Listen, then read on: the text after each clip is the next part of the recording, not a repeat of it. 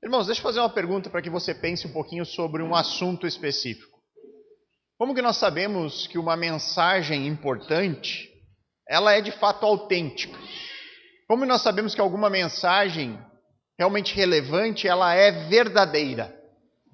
Se nós olharmos para a história da antiguidade, no mundo antigo, no mundo onde havia reis, quando havia uma correspondência real, o comunicado do rei, essa correspondência ela era acompanhada de um selo que dava autenticidade àquele documento. Havia o rei, normalmente ele tinha um anel, onde havia lá um brasão da família real, onde ele selava aquela carta com esse anel pessoal, de tal forma que quando aquela mensagem chegava, aquele selo autenticava que a mensagem vinha realmente do rei. Ou senão, o rei enviava um emissário autorizado, com algum documento que comprovava que aquela pessoa era um representante oficial daquele rei. Se nós formos para os nossos dias atuais, como que nós sabemos que um determinado documento ele é original? Então, se você quiser uma cópia fiel, por exemplo, de um documento seu, de uma carteira de identidade ou algo assim, você vai até um cartório e tira lá uma cópia autenticada. A autenticação daquela entidade ali, do tabelião autorizado, garante a fidelidade daquele documento.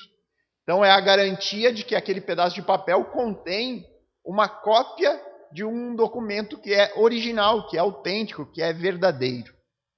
E por que eu estou levantando esse questionamento? Porque o versículo que nós temos hoje diante de nós, ele traz a maneira pela qual a mensagem apostólica ela era autenticada neste começo de um novo tempo que nós estamos vendo por meio do texto. É o início da história da igreja. E conforme nós veremos, a maneira como a mensagem apostólica era autenticada, ela certamente atrai muito a nossa curiosidade. Nós falaremos acerca de um assunto que é bastante importante dentro da narrativa bíblica. O assunto em questão são os milagres. E a forma com que esses milagres garantiam que a mensagem apostólica, aquela mensagem trazida pelos apóstolos, a pregação deles realmente vinha da parte de Deus. Os milagres, eles cumpriam esse papel no período apostólico, mostrar para as pessoas que aqueles homens que estavam lá falando algo novo, trazendo uma nova mensagem, eles eram realmente pessoas autorizadas por Deus, eram pessoas vindas da parte de Deus. E quando a gente pensa no assunto dos milagres, se nós olharmos o nosso contexto cristão, evangélico, nós veremos que existe uma distância bem grande da maneira como os cristãos lidam com este assunto.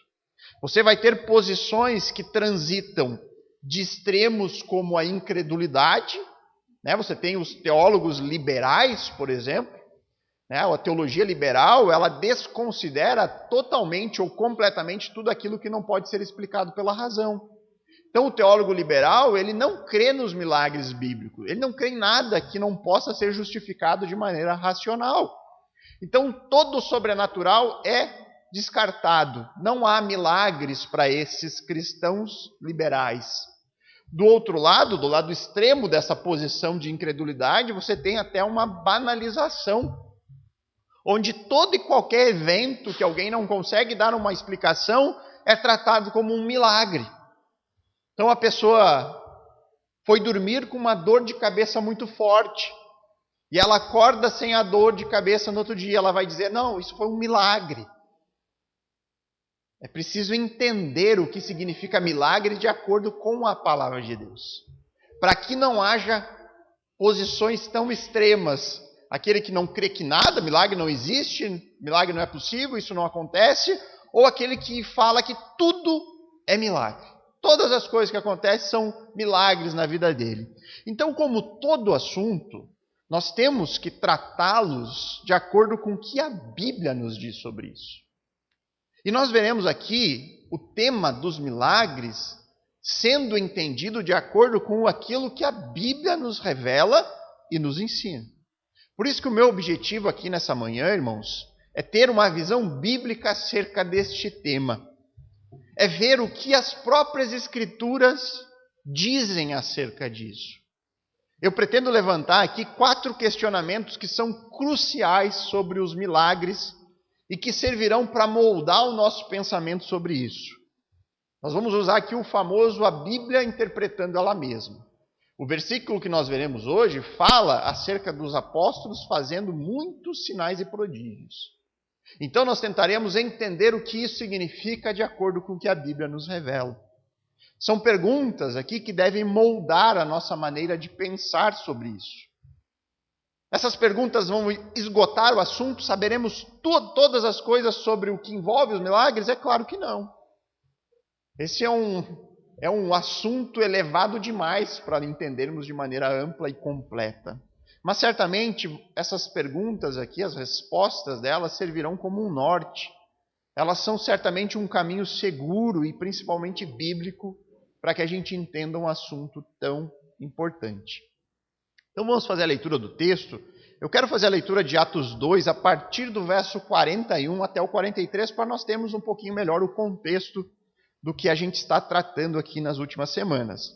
O texto diz ali que logo depois da pregação do apóstolo Pedro, então os que aceitaram a palavra de Pedro foram batizados, havendo um acréscimo naquele dia de quase 3.000 pessoas, e perseveraram na doutrina dos apóstolos e na comunhão, no partir do pão e nas orações.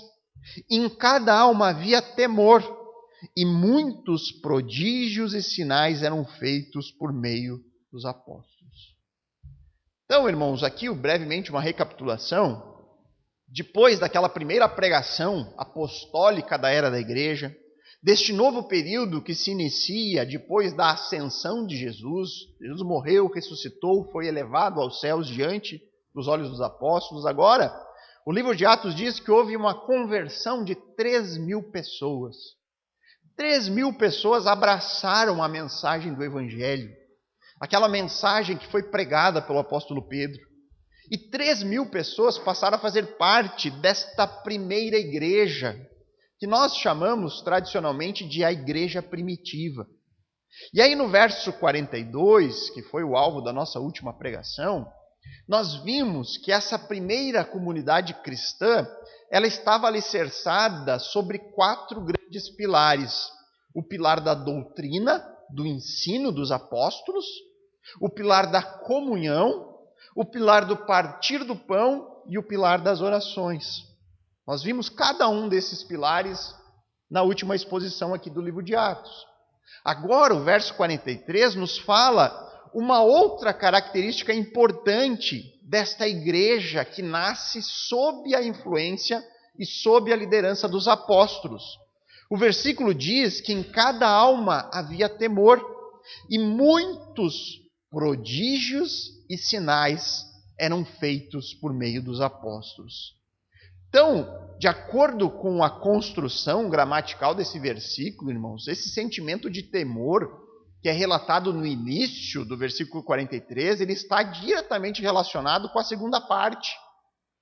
Havia temor por conta dos muitos sinais e prodígios que eram feitos pelos apóstolos.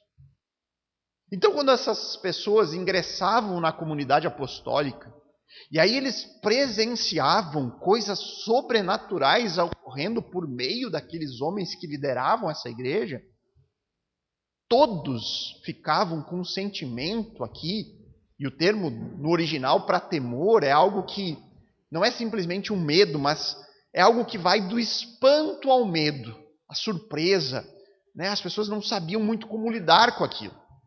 E esse tipo de sentimento, quando nós olhamos lá para o ministério de Jesus, nós vemos também ocorrendo naqueles momentos em que Cristo fazia sinais e milagres. Por exemplo, lá em Lucas 5:26, o texto vai dizer que depois de Jesus ter curado um homem paralítico, o texto fala que todas as pessoas que viram aquela cura milagrosa, estamos falando de uma pessoa que era paralítica, que era deficiente, não tinha o movimento das pernas.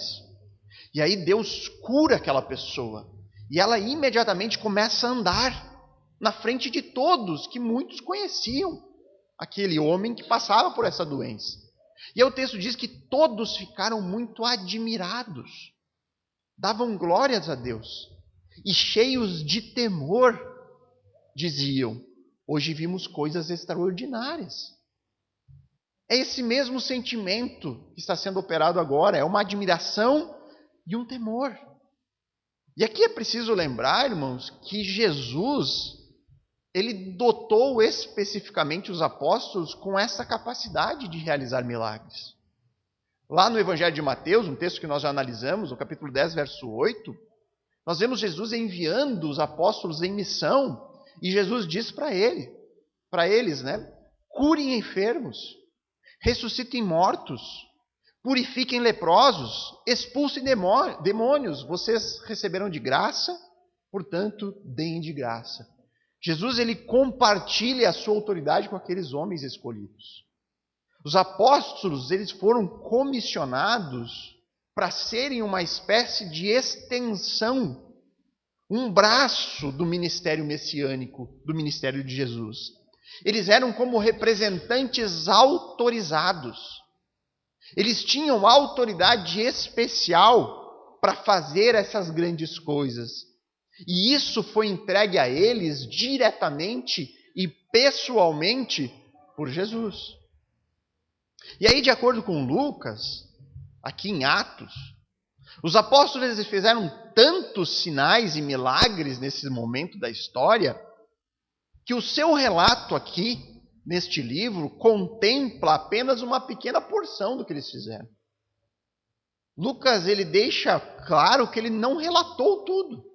Ele não relatou todos os milagres, e todos os sinais, e todos os prodígios, porque foram muitos. E aí o que nós vemos é que tanto no ministério de Jesus, quanto no ministério apostólico, os milagres eles tiveram um papel extremamente importante. Os milagres eles serviam como um selo de autenticação. No tempo de Jesus, era um selo autenticando de que aquele homem era de fato o Messias. Era o enviado de Deus, era o ungido do Senhor. Agora, mais uma vez, os sinais acompanham os apóstolos como um selo autenticador de que aqueles homens eram portadores de uma mensagem que vinha de Deus. E aí, por conta de tamanha importância que esses sinais e prodígios tiveram na história da redenção, por conta da importância que eles ocupam no relato bíblico, a importância que eles tiveram no ministério de Jesus, no ministério dos apóstolos, e também por conta da atração que os milagres exercem sobre nós que cremos, é extremamente importante nós termos uma visão bíblica sobre isso, para que a gente não caia em erros, para que a gente não caia em extremos. Portanto, conforme eu já falei, eu pretendo aqui responder nesta manhã 4 questões cruciais sobre os milagres, usando o texto de hoje e usando outros textos que nos trazem luz sobre o assunto. E aí a primeira pergunta delas é a mais básica de todas. O que são milagres? Qual é a definição de um milagre? O que significam sinais e prodígios presentes aqui no texto? Qual é a definição bíblica sobre isso? Nós podemos colocar todos esses termos como sinônimos. A Bíblia trata todos da mesma forma: milagre, sinal, prodígio. Na Bíblia, todos esses termos estão falando da mesma coisa. E o milagre, por definição, ele é um evento sobrenatural. Ou seja, é um evento que foge do curso normal, do caminho natural de uma determinada circunstância. Por exemplo, quando Jesus curou aquele homem paralítico de nascença. O curso natural da história daquele homem que tinha uma paralisia era permanecer doente, permanecer sem o movimento das suas pernas. Mas aí Jesus vem e interfere neste curso de uma maneira que excede a naturalidade, é sobrenatural. E aí o paralítico sai daquele estado e passa a andar. Muitas vezes nós vemos Jesus curando paralítico de nascença, irmãos. Já viram um paralítico de nascença? Ele não tem musculatura. Sua perna é atrofiada. E Jesus cura de maneira instantânea. Então você imagina que a musculatura cresceu, fortificou e possibilitou ele andar. As pessoas que viam aquilo, elas não tinham dúvidas de que aquele era algo sobrenatural. Era algo inexplicável. E a Bíblia fala que quando algo sobrenatural ocorre, isso é um sinal. E um sinal, ele aponta para alguma coisa. No caso de algo sobrenatural, o milagre, ele aponta para o quê? Para uma interferência divina na história humana. É exatamente isso que significa milagre. Deus interferindo diretamente na nossa história. Deus realizando coisas entre nós, das quais nós não somos capazes de fazer. O milagre, ele é um acontecimento extraordinário. Ele é incomum. Ele é formidável. Ele é algo que não pode ser explicado pelas leis naturais.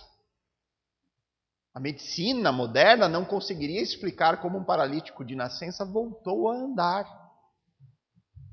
É um sinal claro e incontestável de que naquele momento ocorreu uma interferência de Deus na vida dos homens. Por isso, que quando Jesus ou os apóstolos eles realizam milagres, esses milagres serviam como uma confirmação de que Deus estava operando por meio deles. Deus estava ali junto com eles nos seus ministérios. E isso ocorreu em outros momentos da história. Por exemplo, Moisés. Moisés, quando liderou o povo de Israel na sua saída do cativeiro do Egito. A Bíblia nos conta que em um determinado momento da história, Deus veio até Moisés. Deus se revelou a ele. E Deus disse para Moisés que ele seria o líder da libertação dos israelitas do Egito. Deus disse: Moisés, você vai liderar a saída do meu povo da escravidão no Egito. E aí, ao ouvir o plano de Deus, Moisés, quando escutou o que Deus planejava, Moisés ele pensou de uma maneira extremamente lógica. Se eu chegar lá e falar com o faraó para que ele liberte os israelitas do Egito, e aí eu vou dizer que o faraó faça isso porque Deus falou comigo que você tem que fazer. Moisés pensou: o faraó vai rir da minha cara.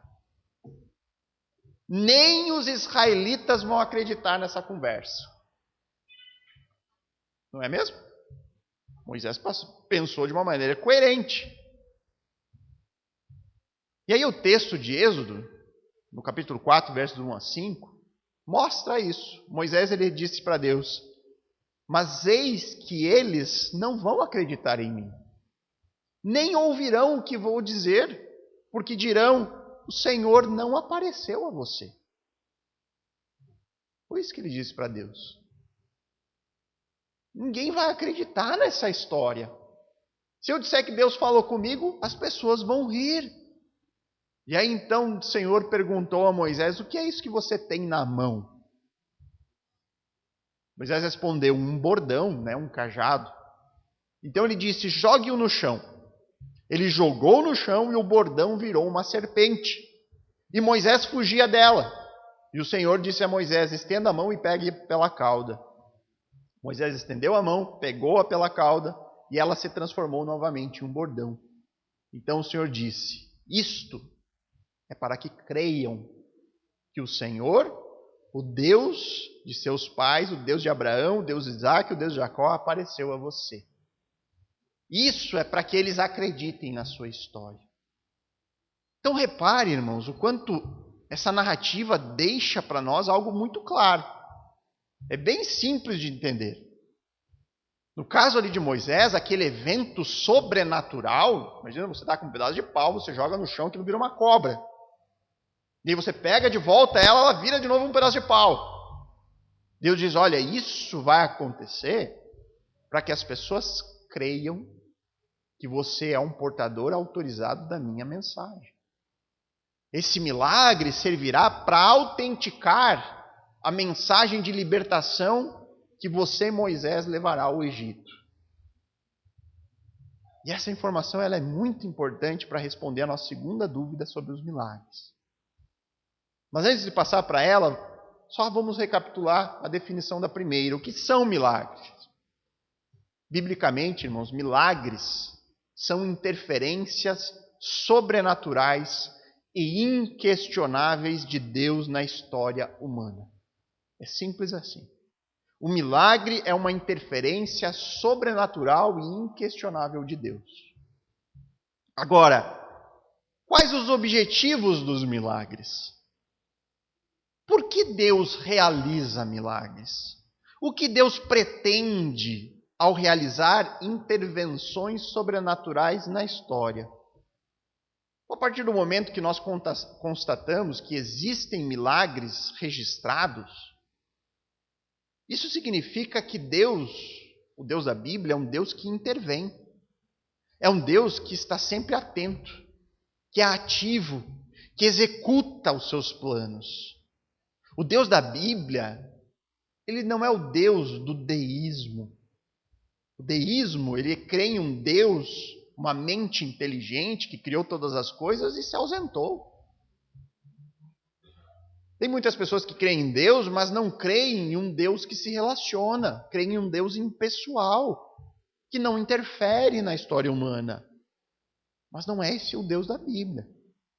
No registro de Êxodo ali, Deus diz para Moisés, lá no capítulo 7, verso 3, eu, porém, endurecerei o coração de Faraó e multiplicarei na terra do Egito os meus sinais e as minhas maravilhas. Deus diz, olha, eu vou interferir na história. E eu vou multiplicar, eu farei muitos sinais e maravilhas, muitos milagres.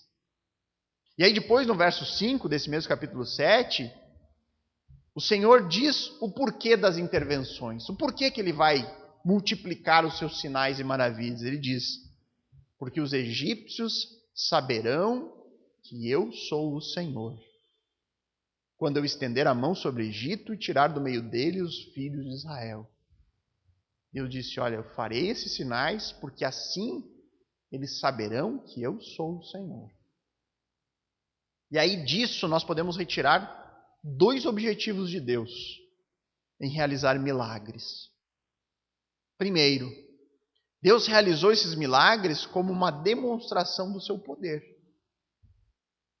Deus diz que os milagres aconteceriam, e aí por conta deles os egípcios saberiam quem é o Senhor. Deus realiza milagres para demonstrar quem Ele é. O único e verdadeiro Deus, todo-poderoso, aquele que é soberano, que é sustentador de tudo e de todos, alguém que tem um poder infinito. Então Deus, por meio dos sinais e dos milagres, Ele revela sobre quem Ele é, a sua capacidade de fazer o que bem entender. Depois, em segundo lugar, nós podemos entender com base nessa história do Êxodo, que Deus efetuou esses milagres para providenciar livramento, para providenciar bênção ao povo do qual Ele fez aliança. Um povo que estava sendo oprimido naquele momento. E muitas vezes na narrativa bíblica nós vemos Deus interferindo com milagres para abençoar e para livrar o seu povo. Isso ocorreu em vários momentos da história. Nós temos o exemplo de Daniel sendo salvo em uma cova cheia de leões. É um milagre ele não ter sido devorado pelos leões. A Bíblia diz que Deus enviou um anjo para amansar aqueles animais. Nós temos os próprios 3 amigos de Daniel, que foram libertos de serem mortos, queimados em uma fornalha ardente. Nós temos, por exemplo, no caso do profeta Elias, Deus enviando um corvo para alimentar o profeta enquanto ele se escondia de uma perseguição. Nós veremos aqui no livro de Atos, várias vezes, Deus livrando os apóstolos de maneira sobrenatural de prisões.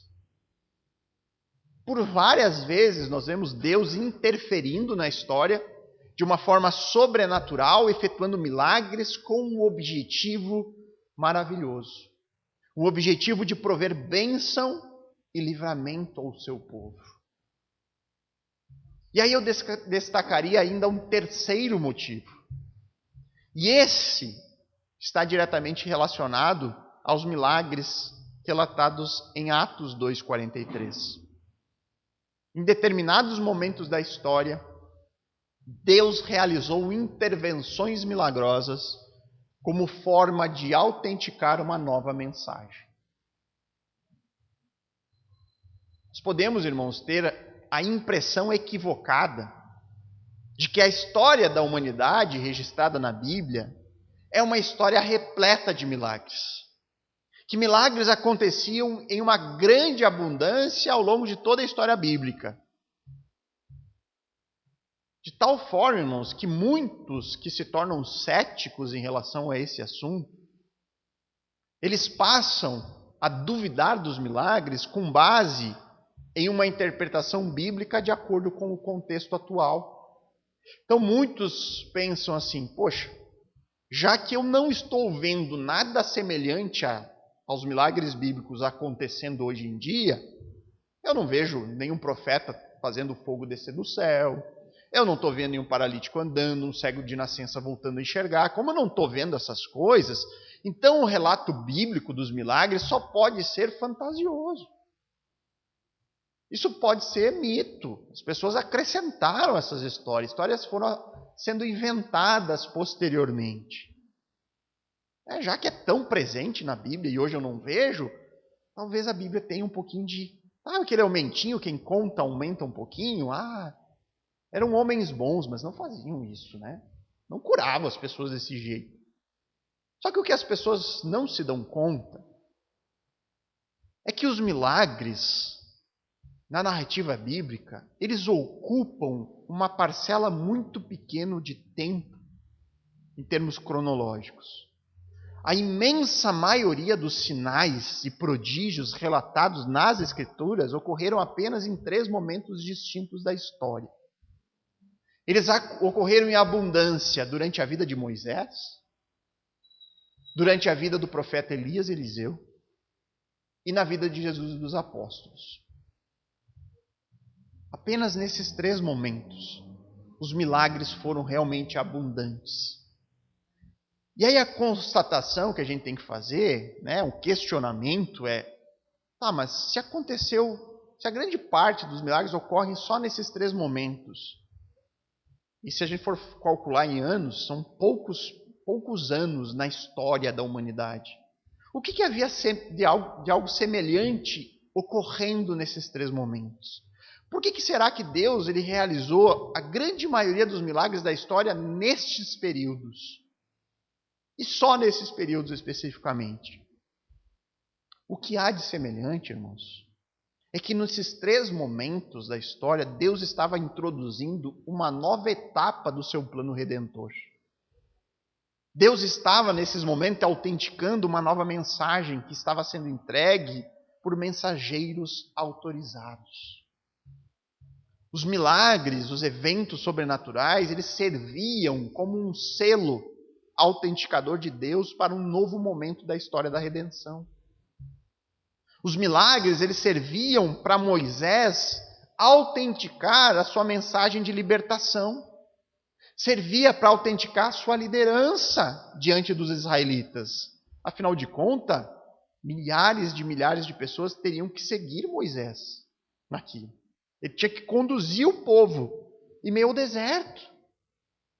Como as pessoas creriam nessa liderança sem os milagres? Elias e Eliseu, eles viveram um período extremamente complicado na nação de Israel. Um momento onde o reino estava dividido em 2. Havia o reino do norte e o reino do sul.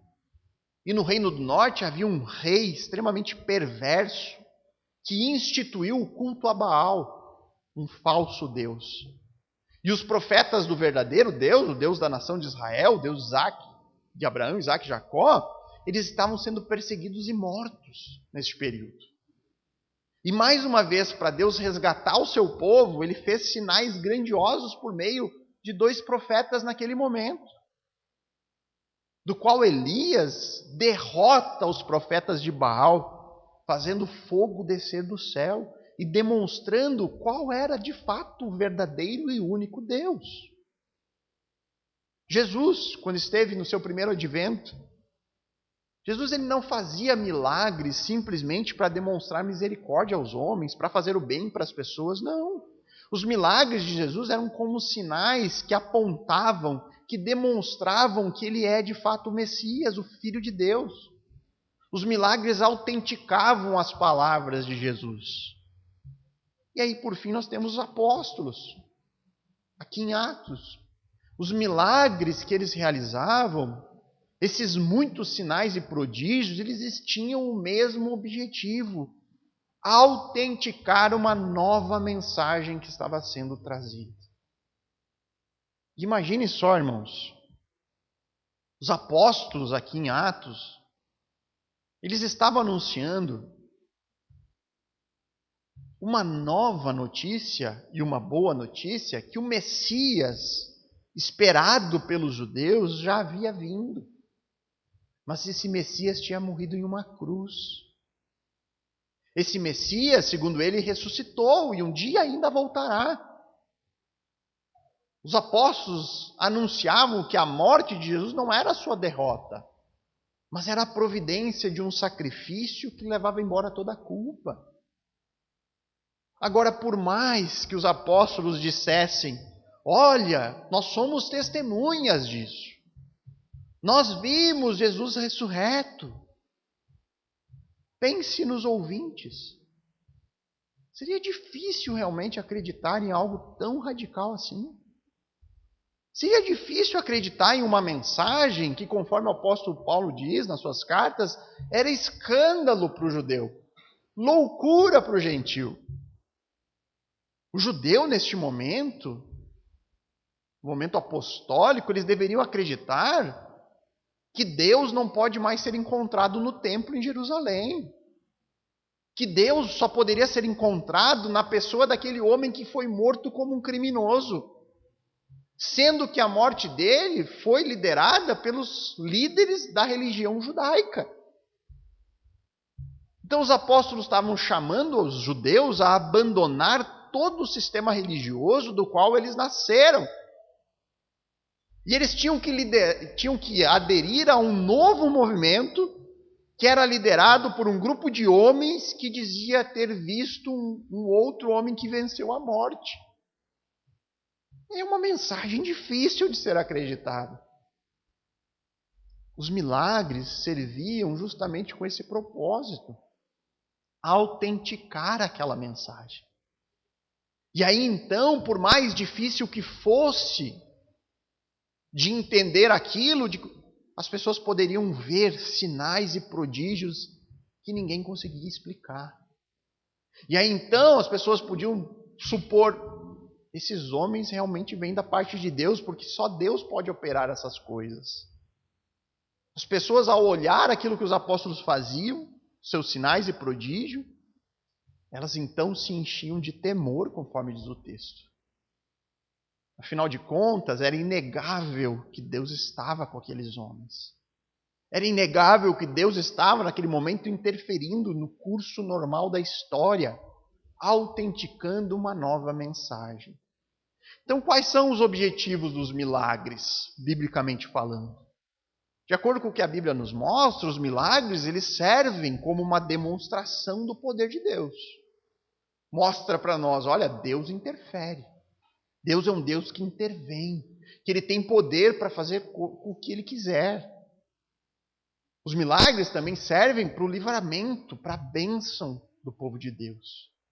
E especificamente no caso do texto de hoje, os milagres servem como forma de autenticar mensageiros autorizados e portadores de uma nova mensagem. A terceira pergunta que eu gostaria de trazer aqui, que eu acho que ela é crucial para o nosso entendimento sobre o assunto, é: pessoas possuem dom de milagre? Pessoas possuem a capacidade de efetuar milagres? E aí, de acordo com o que nós acabamos de ver até aqui, de acordo com o registro bíblico, pessoas possuíram essa capacidade ao longo da história. Deus comissionou algumas pessoas de maneira particular com esta capacidade de operar sinais e prodígios. Agora, é muito importante nós percebermos que isso só ocorreu no relato bíblico na condição de autenticar uma nova mensagem. Mesmo estes homens que Deus comissionou com a capacidade de fazer coisas sobrenaturais, eles não faziam milagres de maneira aleatória. Não haveria sinal se não fosse para cumprir o propósito pelo qual o milagre servia. E aqui eu vou dar um exemplo que eu acho que é bem claro em relação a isso. Se você está no livro de Atos, eu peço que você vá até o capítulo 19.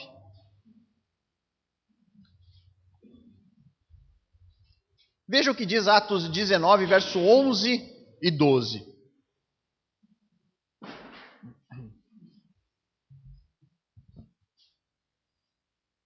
Olha só o que diz o texto. Deus, pelas mãos de Paulo, do apóstolo Paulo, fazia milagres extraordinários, a ponto de levarem aos enfermos lenços e aventais do seu uso pessoal, diante dos quais as enfermidades fugiam das suas vítimas e os espíritos malignos se retiravam. Irmãos, o relato diz que o apóstolo Paulo fazia milagres tão impressionantes que muitas vezes só uma peça de roupa que Paulo tinha contato era suficiente para curar alguém, para expulsar o demônio de uma pessoa. Teve uma certa vez que uma pessoa me procurou na igreja e me trouxe peças de roupa de uma senhora que ela estava orando pela cura, né? Você vê que até nisso o evangélico erra a interpretação básica do texto. Não era a roupa das pessoas que eram trazidas para que orassem para a cura. Era a roupa daquele que tinha o dom. Então Deus estava mostrando aqui com os milagres do apóstolo Paulo que Paulo era alguém autorizado por ele. Era alguém que deveria ser ouvido. A mensagem que Paulo carregava era importante. Os sinais extraordinários autenticavam aquele homem. Mas olha só o que Paulo diz agora em 2 Timóteo, capítulo 4, verso 19 e 20. E aqui Paulo falando, ele diz assim, a parte final do livro, ele está dando saudações, né? Saudações finais. Ele diz assim: dê saudações a Priscila e Áquila, e a casa de Onesíforo. Erasto ficou em Coríntio. Quanto a Trófimo, deixei-o doente em Mileto. O homem que a pecinha de roupa dele curava as pessoas. As enfermidades fugiam. E ele está dizendo agora, nesse momento do final da sua vida, 2 Timóteo é a última epístola, é o momento que ele está indo para ser decapitado. Ele se despede praticamente das pessoas. Ele diz, olha, quanto a um irmão querido meu, Trófimo, eu deixei ele doente em Mileto. E aí nós temos que perguntar por qual motivo um homem com um dom de milagres, com um dom de curar, não curaria Trófimo, um amigo pessoal, e deixa o cara doente para trás. Por que ele não é curado se só uma peça de roupa dele fazia com que as enfermidades fugissem das suas vítimas? Sabe por quê, irmãos? Porque Trófimo era crente no Senhor Jesus. Porque Trófimo não precisava abraçar uma mensagem desconhecida. Não havia necessidade de autenticação de uma mensagem que já havia sido abraçada pela fé. O maior problema de Trófimo já foi resolvido. Ele não precisava crer. Ele já cria no Senhor Jesus. E aí talvez alguém diga, mas pastor, quer dizer que a gente não existe mais milagres para nós crentes? Irmãos, é claro que há. É claro que Deus continua interferindo na nossa história de maneira sobrenatural, porque Ele faz isso quando Ele quiser. Mas os milagres, irmãos, que são realizados no tempo presente, são respostas de orações. Não existe mais ninguém com um dom, com a capacidade de operar sinais e prodígios na semelhança dos apóstolos, na semelhança de Moisés, na semelhança de Elias. Isso porque não existe mais a necessidade de autenticar nenhuma nova mensagem. O dom de milagres que Deus concedeu serviu com um propósito muito bem estabelecido. Sendo que nós vemos os próprios homens que tinham essa capacidade não efetuavam quando eles bem entendiam, mas sempre que era da vontade de Deus, com o propósito pelo qual eles serviam. Os milagres eles foram necessários enquanto esse dom, essas pessoas operando, enquanto a revelação ainda estava sendo entregue. Só que agora, irmãos, todo o plano já foi revelado. Nós temos acesso a toda a revelação que aponta ao início ao fim. Não existe mais a necessidade de pessoas como Moisés, Elias ou os apóstolos. Deus continua a demonstrar o seu poder por meio de eventos inexplicáveis? É claro que sim, Ele faz isso quando Ele bem quiser. Deus continua a prover livramento e bênçãos ao seu povo de maneira sobrenatural? É claro que sim, eu creio. Nós sempre estamos orando por milagres em nossas vidas, na vida dos nossos irmãos. E nós devemos sempre fazer isso com fé, crendo que Deus é poderoso, que Deus é capaz de interferir na nossa história. Mas Deus, Ele não precisa mais autenticar uma nova mensagem e os seus mensageiros. A revelação de Deus está completa, finalizada. E aí disso surge a última pergunta que eu gostaria de trazer aqui. É se já não há mais necessidade de autenticar a mensagem apostólica, de que forma a mensagem que nós transmitimos hoje, de que forma que a mensagem do Evangelho é então autenticada em nossos dias. E aí, irmãos, o Evangelho da salvação, as boas notícias que falam da mensagem apostólica, que fala de Jesus, o Deus que se fez carne, que se entregou por nós, que morreu a nossa morte, mas que ressuscitou, que está hoje à direita do Pai e que há ainda de vir para julgar vivos e mortos. As boas novas de salvação pela fé somente em Jesus. Essa mensagem já não é mais cronologicamente nova. Ela foi pregada pelo apóstolo Pedro há cerca de 2000 anos atrás. O evangelho que Pedro anunciou foi aceito por milhares em um só dia. Pessoas foram sendo salvas, foram sendo acrescentadas na igreja apostólica que ganhou o mundo.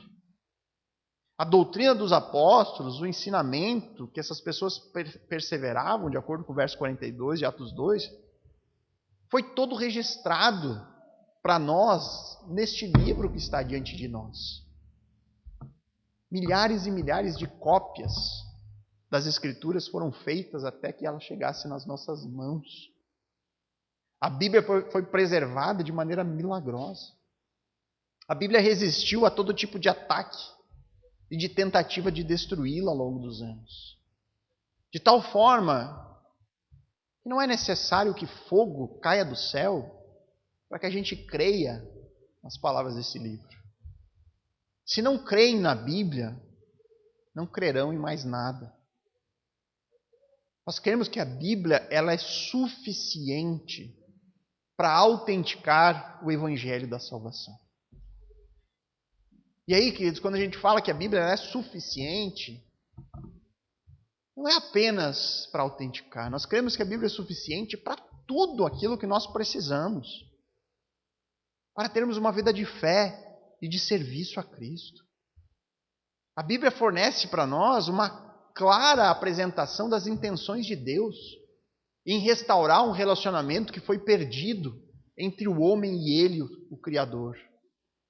A Bíblia nos ensina sobre coisas extremamente profundas, como a eleição, como a fé, como a salvação por meio de uma morte. Nos fala sobre ressurreição, sobre estado eterno. Nenhum outro livro ele é necessário para que a gente entenda o Evangelho. Ele é suficiente. Nenhum outro livro é necessário para nos equipar a vivermos uma vida correta diante de Deus. A Bíblia é suficiente.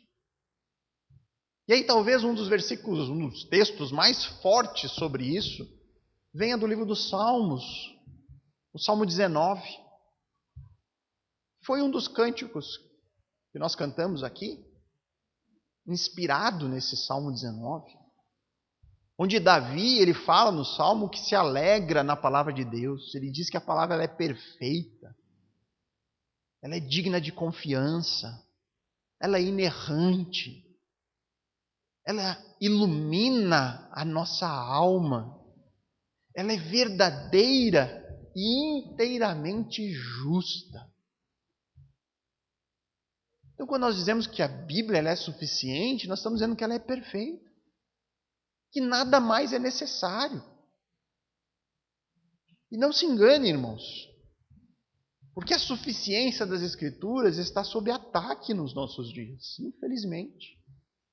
E muitas vezes esses ataques vêm de dentro dos próprios cristãos, que usam técnicas mundanas para administrar suas igrejas, que usam técnicas para atrair as pessoas, que trazem supostas novas revelações que não estão na Bíblia, que usam o misticismo como se fosse uma religião pagã, usam amuletos, sal ungido, rosa ungida, não sei o que ungido.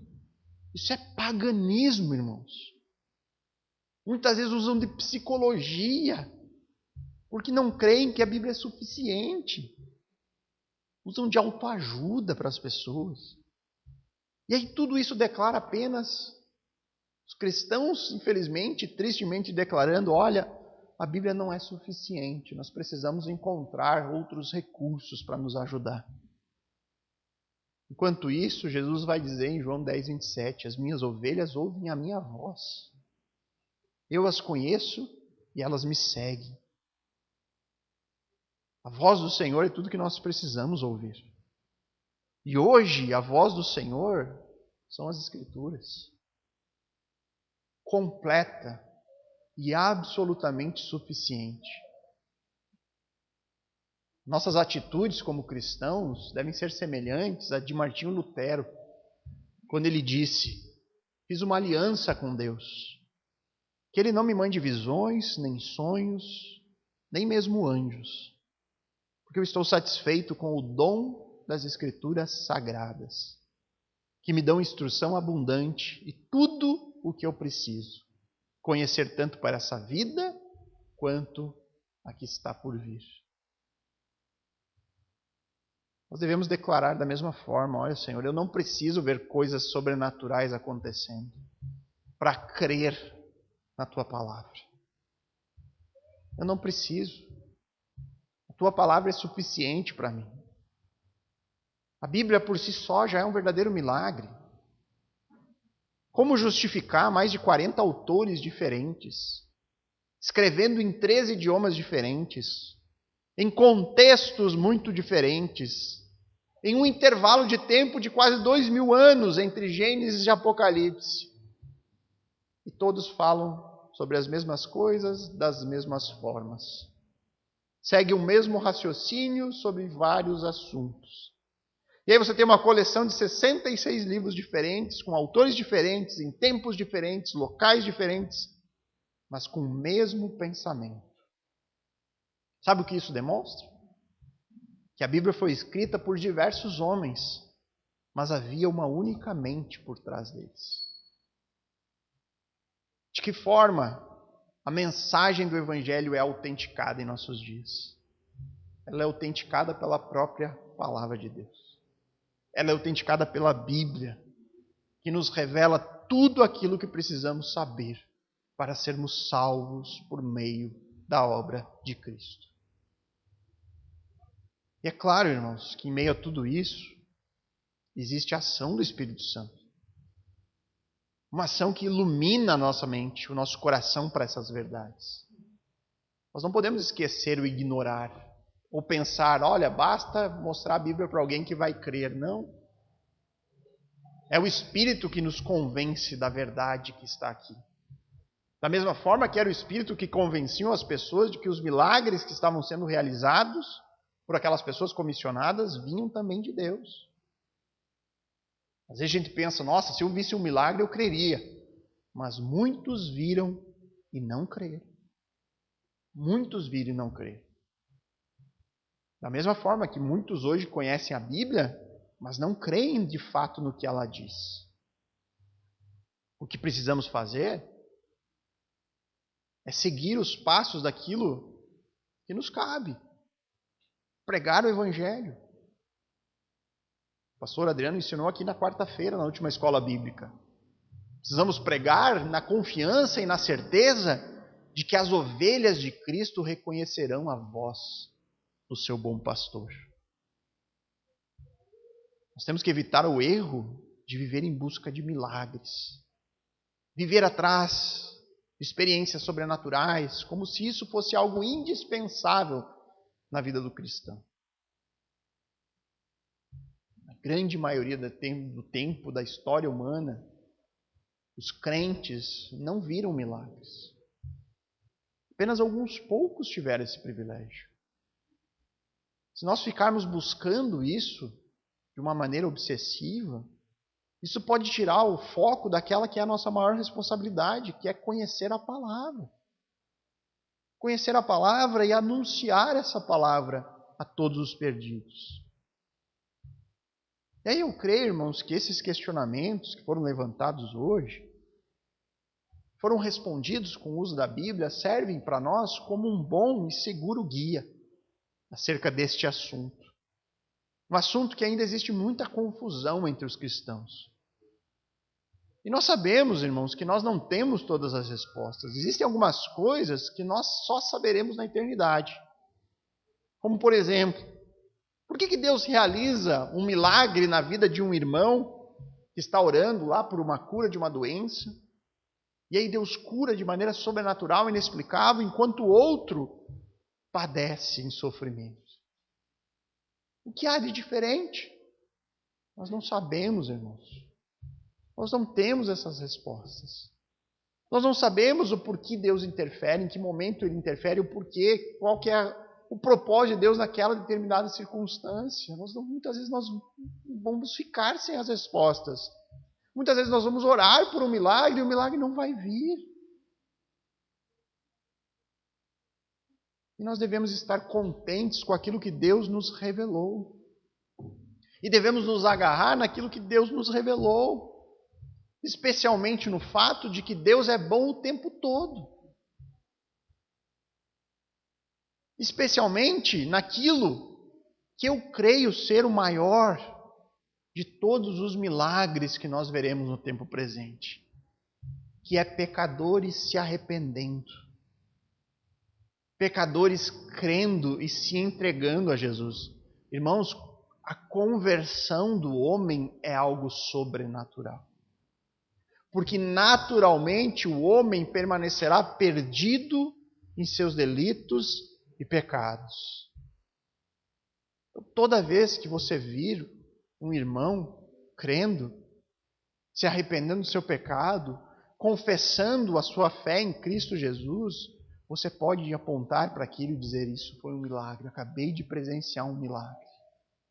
Um coração de pedra se tornou um coração de carne, sensível, capaz de reconhecer algo que o ser humano naturalmente é incapaz de reconhecer.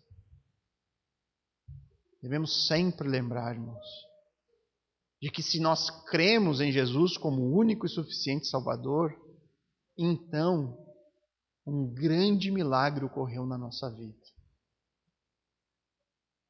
Deus milagrosamente interferiu na nossa história. Deus milagrosamente resolveu o maior dos nossos problemas. Esse deve ser o grande milagre para nós. É nisso que nós devemos nos agarrar. E aí então eu vou dizer assim, eu já vi um milagre acontecendo. Não foi fogo descendo do céu, foi meu coração que era rebelde e hoje ama ao Senhor Jesus.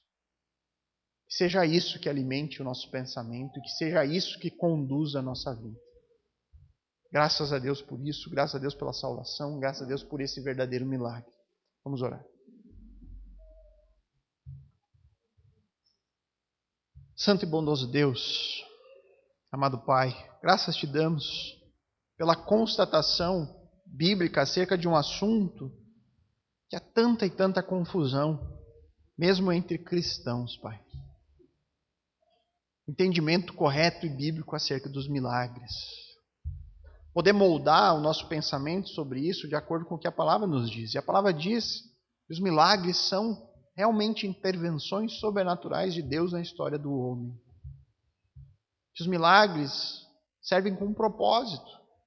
São como sinais que apontam para o seu poder, a sua majestade, a sua soberania, que apontam para o nosso Deus agindo com misericórdia, trazendo bênção aos seus filhos e, em alguns momentos específicos, também autenticando uma nova mensagem. Nós podemos ver que não há mais necessidade de pessoas possuindo dons de milagres, porque a mensagem já foi revelada. Nós temos diante de nós toda a revelação. Nós temos uma Bíblia, a Tua Palavra, que nos fala do início ao fim, que nos revela tudo aquilo que nós precisamos para sermos salvos, para vivermos nessa vida, e também nos fala sobre aquilo que ainda há de vir. Mas nós cremos, Pai, que o Senhor continua a operar milagres. E esses milagres, muitas vezes, são até diminuídos por nós, quando nós não reconhecemos o milagre da conversão. Quando nós não valorizamos o incrível fato de um pecador caído, morto em delitos e pecados, voltar à vida, reconhecer os seus pecados e crer em Cristo como Salvador. Nós cremos que o Senhor também faz milagre por meio de resposta às nossas orações, que possamos ter fé quando oramos por bênçãos, por curas, por livramentos, sabendo que o Senhor muitas vezes operou e continua a operar isso na história humana. Mas quando os nossos pedidos não forem atendidos, Deus, que possamos estar seguros naquilo que o Senhor nos revela. Deus faz tudo aquilo que bem quer. E todos os seus planos são perfeitos, mesmo que muitas vezes a gente não entenda. O Senhor está no controle de tudo. E os seus planos para nós, os seus filhos, são sempre perfeitos, bons e agradáveis. Estejamos seguros nisso, seguros na suficiência das Escrituras e seguros na Tua mão maravilhosa, Pai. Esse é o nosso desejo e oração em nome de Cristo. Amém.